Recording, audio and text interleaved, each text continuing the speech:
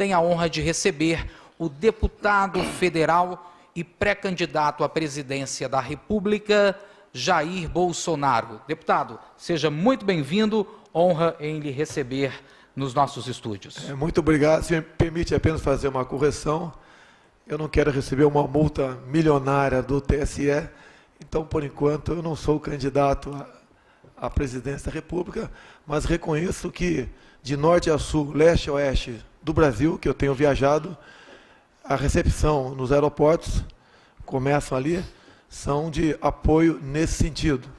Se me permite adiantar, o retrato que eu tiro da minha situação atualmente é da total ausência de lideranças políticas de âmbito nacional.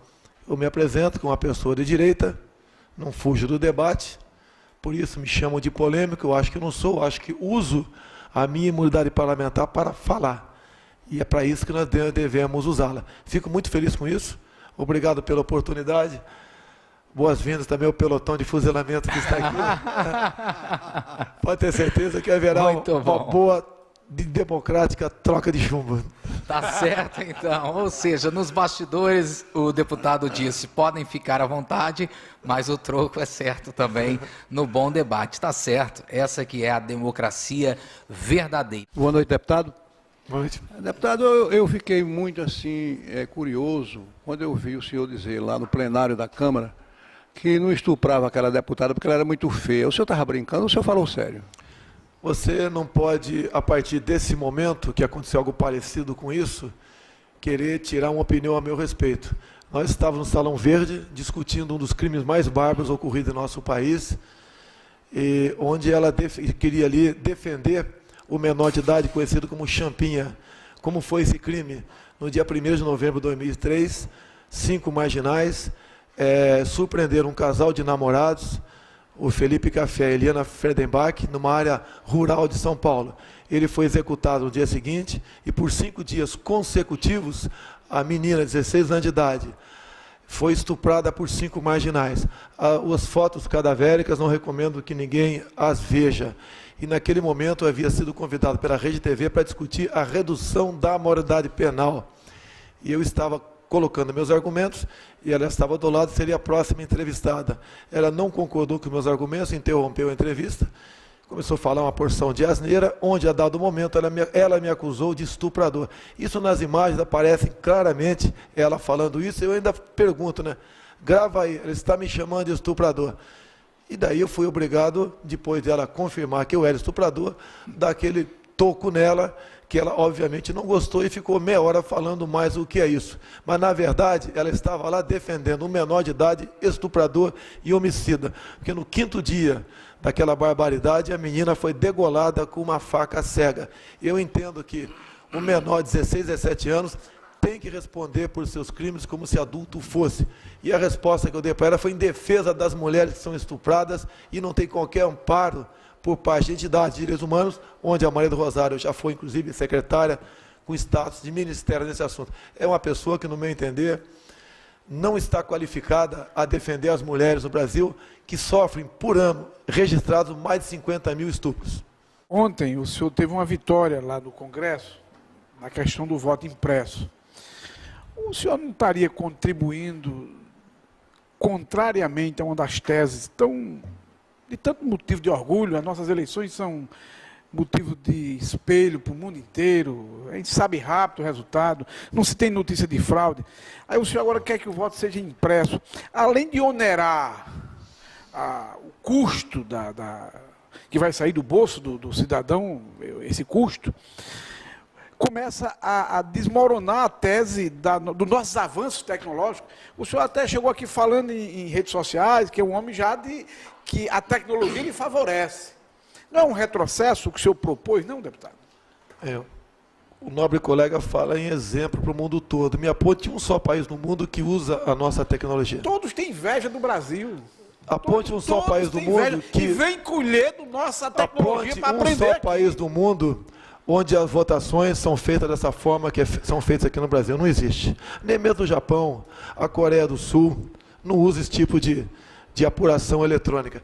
Assim como eu desconfio A de tese fraude é que nas eleições... se eles quisessem, eles fariam da noite para o dia, é isso? Sim, não é a urna em si. A urna em si você pode até fazer uma auditoria e achar que ela é confiável, a urna em si. Mas a forma de armazenamento e transmissão de dados, não. Nenhum país adota isso no mundo todo, nem os Estados Unidos, Coreia do Sul, Japão, ninguém adota. Agora, o preço alto que nós pagamos sim é quando elege pessoas incompetentes para ocupar cadeiras, quer seja de presidente, governador, prefeituras, no parlamento também, pessoas que podem estar lá chegando pela fraude, podem. Agora, vamos acabar com essa dúvida. Aproveito um momento que eu tive um apoio muito grande do senador Raimundo Lira nessa questão. Inclusive, no Senado, ele é o relator de uma PEC, onde também consta uma emenda minha que trata do voto impresso, até porque o governo pode questionar a constitucionalidade dessa decisão derrubada ontem no Supremo Tribunal Federal. Fernando Caldeira. Bom, deputado, boa noite, seja bem-vindo à Paraíba. Eu ouvi algumas participações suas no dia de hoje, os senhores postando, de certa forma, contrário ao programa Bolsa Família e demonstrando ser um ácido crítico do governo federal. Eu queria colocar duas questões para Vossa Excelência, para que o senhor analisasse. O senhor é paulista e radicado no Rio de Janeiro. Talvez não conheça aprofundadamente a realidade no Nordeste. Aqui, quando não havia este programa e havia seca, como estamos passando agora, o 4º ano, geralmente havia invasões de agricultores nas cidades. O Exército Brasileiro muitas vezes foi chamado para dar uma mãozinha nisso, inclusive. Depois da instituição do programa, não se vê mais isso no Nordeste. Isso não seria, de certa forma, uma prova cabal de que o programa tem um alcance social? Primeira questão. Segunda, a segurança hídrica do semiárido nordestino é uma coisa que vem de muito tempo sendo prometida. E só no governo Lula foi iniciada a transposição de São Francisco, que tudo indica seja terminada neste governo. O senhor não acha que por aí o governo merece reconhecimento, pelo menos nesse particular? A segurança hídrica, aqui no Nordeste, você busca também através de um programa de planejamento familiar.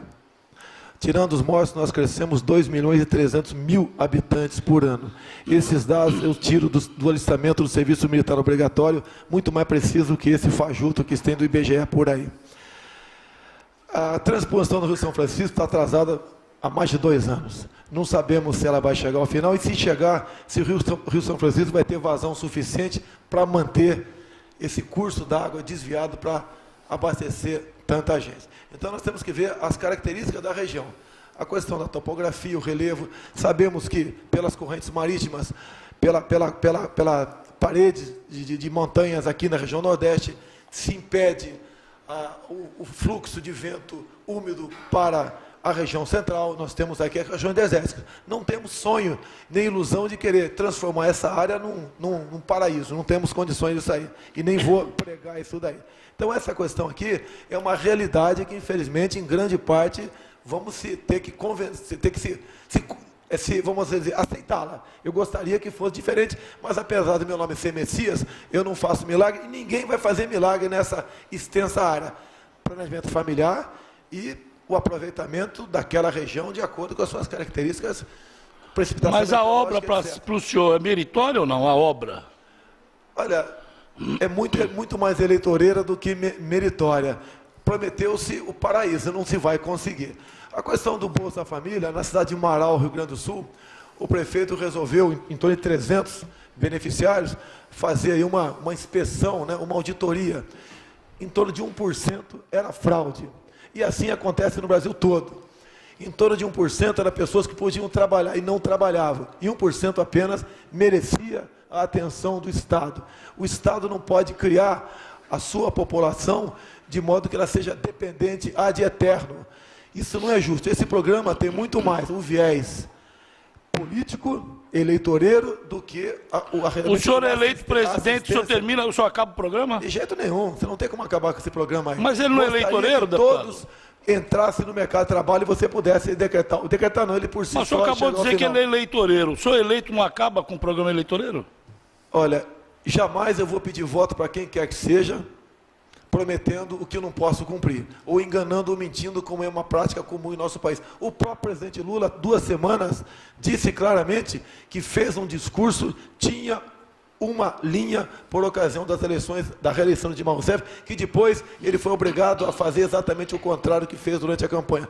Não podemos mais conviver com candidatos que tenham por meta simplesmente se eleger, custe o que custar. A própria Dilma Rousseff falou, momentos antes das eleições, que faria o diabo para chegar no poder. E está lá agora. Esse preço é muito alto. Pode ter certeza que o Bolsa Família está muito mais propenso a acabar com essas políticas que o governo está adotando, de nos fazer uma verdadeira barreira com o comércio externo, em buscar apenas a economia com viés ideológico aqui da América do Sul. Você sabia, por exemplo, que prejudica o Nordeste uma decisão de março do ano passado de Dilma Rousseff ao autorizar a importação de bananas do Equador para o CEAGESP em São Paulo? E o Brasil está em fase final de acertar um acordo com a China para importar maçãs da China, prejudicando seriamente a cultura dessa fruta na região sul do Brasil.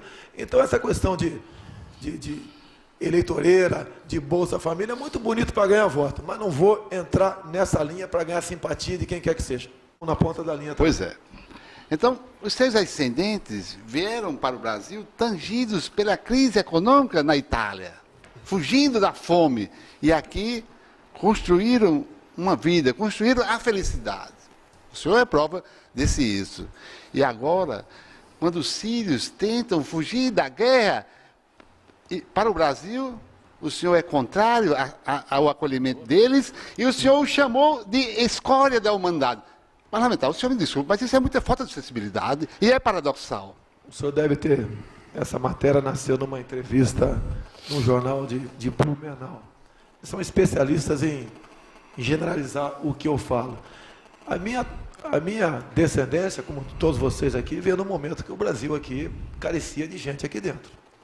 Nós precisávamos... No século XX, houve a crise italiana gravíssima lá, na economia. Vinha para cá uma mão de obra completamente diferente do que se apresenta por aí. Como não é apenas sírios. Tá? O que eu sou contra é a vinda desses ditos refugiados sem qualquer controle, quer seja sanitário, quer seja da sua vida pregressa, quer seja aqueles que têm costumes, têm religiões que não aceitam conviver com os contrários. Como agora tivemos o exemplo na França do pessoal infiltrado via essas fugas em massa do Estado Islâmico. Toda a Europa agora está fechando a sua fronteira para os refugiados. Lógico que a maioria de pessoas de bem vão pagar um preço altíssimo por esses maus que chegam lá. A própria Angela Merkel já praticamente fechou as suas fronteiras, porque a Baviera não está aceitando mais a vinda de estrangeiros dessa forma. É quase 1 milhão lá dentro. Por exemplo, os haitianos que estão em São Paulo, mais de 20 mil, quase todos já estão no Bolsa Família. Tem emprego para esse pessoal aqui dentro? Não tem nem para nós. Nós temos uma das maiores taxas de desemprego do mundo. O governo federal considera empregado quem recebe Bolsa Família.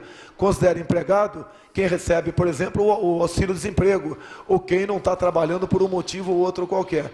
É uma falácia, é uma mentira a taxa de desemprego no nosso país. Tanto é verdade, em qualquer local onde a taxa de desemprego é pequena, o número de mortes por 100 mil habitantes também é pequena. E nós temos no Brasil, em especial na região Nordeste, por outros fatores também, uma das maiores taxas de mortes violentas no nosso Brasil. Então essa história de querer acolher todo mundo e achar que vamos fazer o bem para todo mundo, eu sei o caminho. Eu não sei o caminho do sucesso, mas sei o do fracasso. É exatamente abrir as nossas portas para todos, como se aqui fosse um grande país acolhedor. Não precisamos de gente que entra aqui sem qualquer qualificação. Praticar o humanismo é uma coisa, ações humanitárias é uma coisa. Deixar que qualquer um entre para cá sem qualquer controle é outra.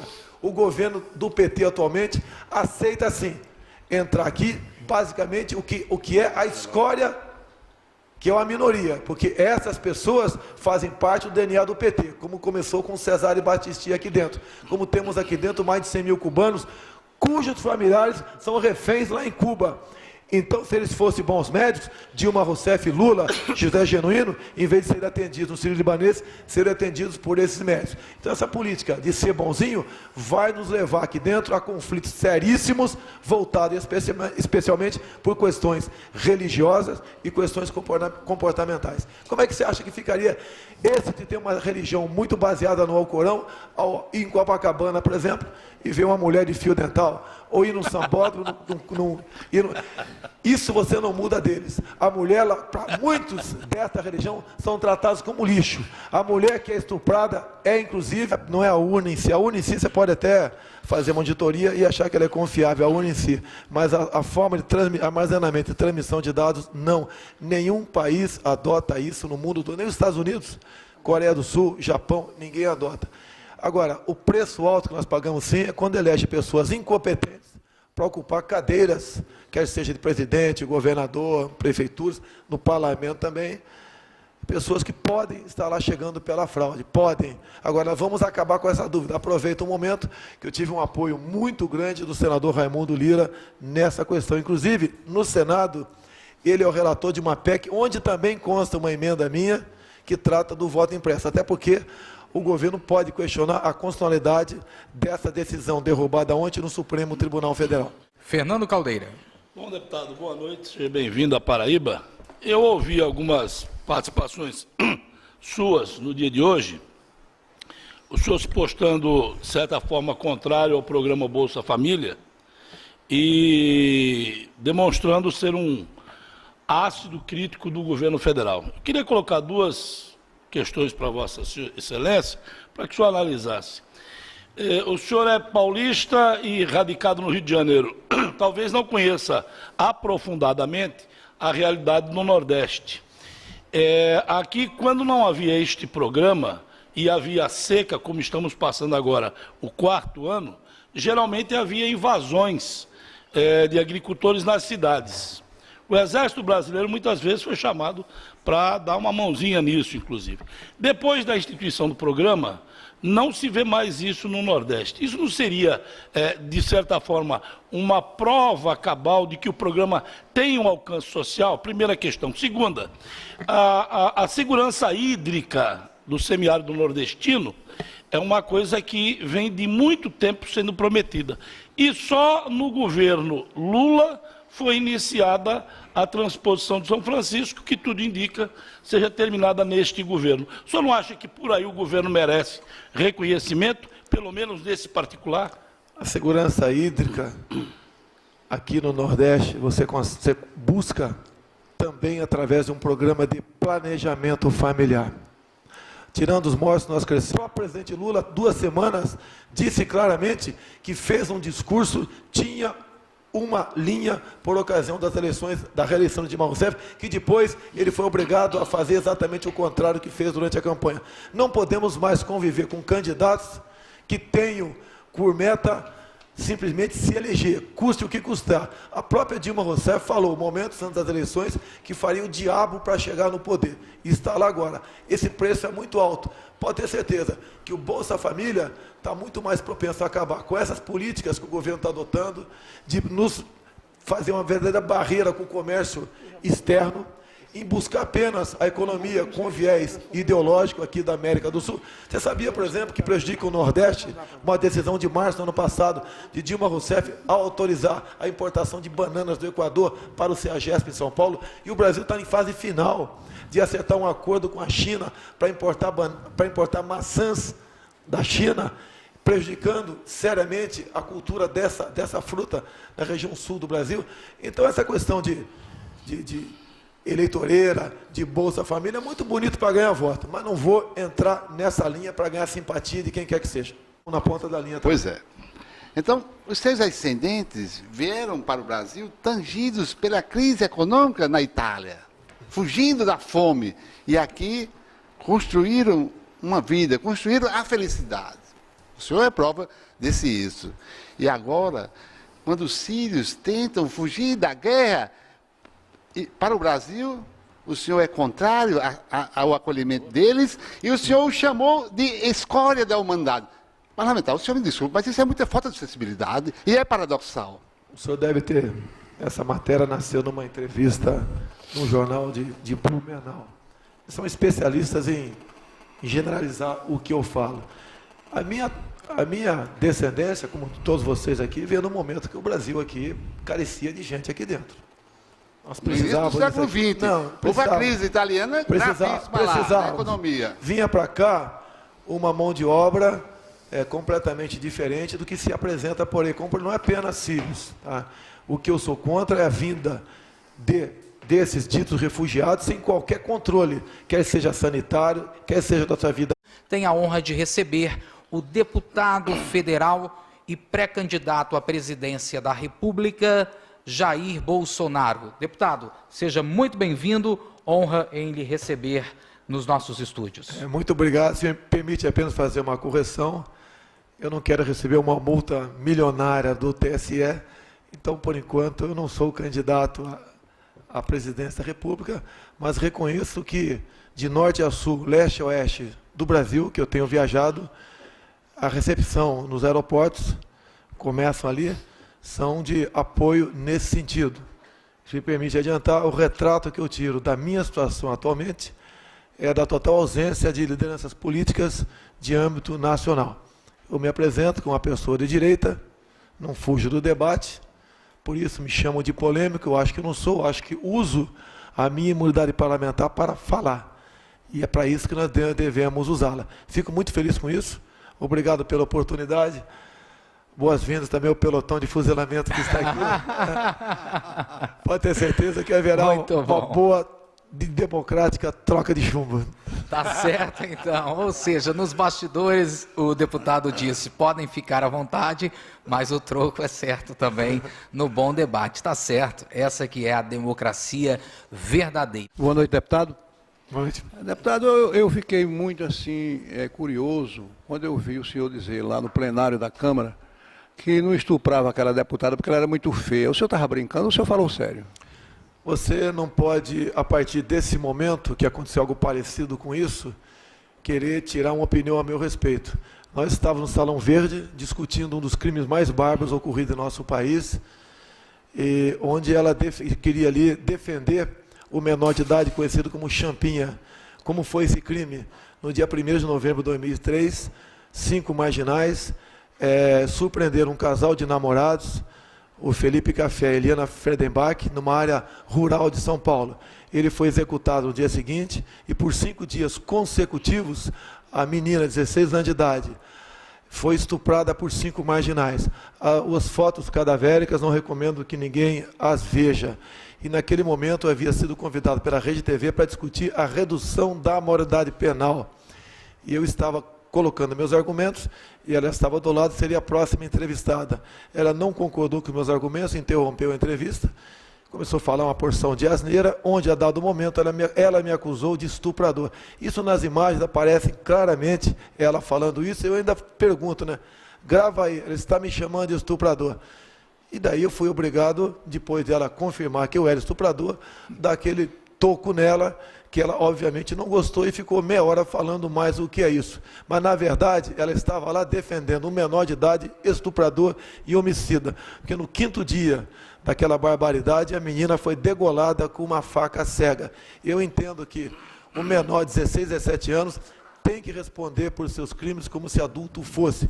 E a resposta que eu dei para ela foi em defesa das mulheres que são estupradas e não tem qualquer amparo por parte de entidades de direitos humanos, onde a Maria do Rosário já foi, inclusive, secretária com status de ministério nesse assunto. É uma pessoa que, no meu entender, não está qualificada a defender as mulheres no Brasil, que sofrem, por ano, registrados mais de 50 mil estupros. Ontem o senhor teve uma vitória lá no Congresso, na questão do voto impresso. O senhor não estaria contribuindo contrariamente a uma das teses de tanto motivo de orgulho? As nossas eleições são motivo de espelho para o mundo inteiro, a gente sabe rápido o resultado, não se tem notícia de fraude. Aí o senhor agora quer que o voto seja impresso. Além de onerar o custo que vai sair do bolso do cidadão, esse custo, começa a desmoronar a tese dos nossos avanços tecnológicos. O senhor até chegou aqui falando em redes sociais, que é um homem já que a tecnologia lhe favorece. Não é um retrocesso o que o senhor propôs, não, deputado? O nobre colega fala em exemplo para o mundo todo. Me aponte um só país no mundo que usa a nossa tecnologia. Todos têm inveja do Brasil.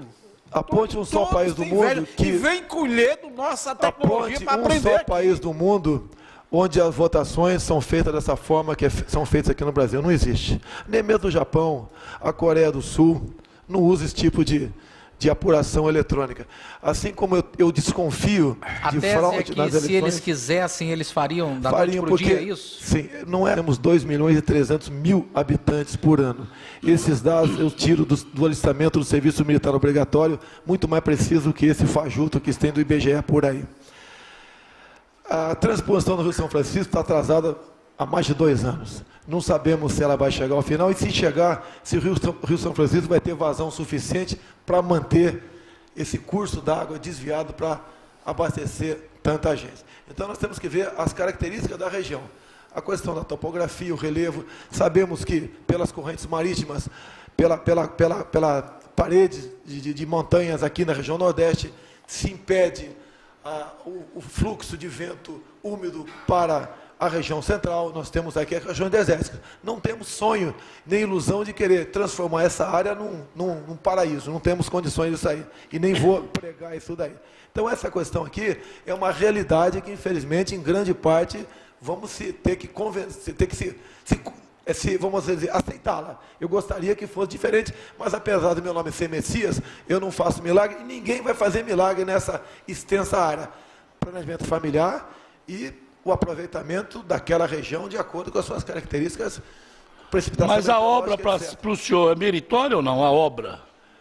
Olha, é muito mais eleitoreira do que meritória. Prometeu-se o paraíso, não se vai conseguir.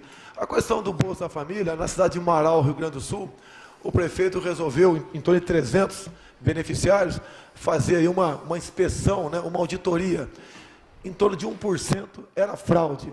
E assim acontece no Brasil todo. Em torno de 1% eram pessoas que podiam trabalhar e não trabalhavam. E 1% apenas merecia a atenção do Estado. O Estado não pode criar a sua população de modo que ela seja dependente ad eterno.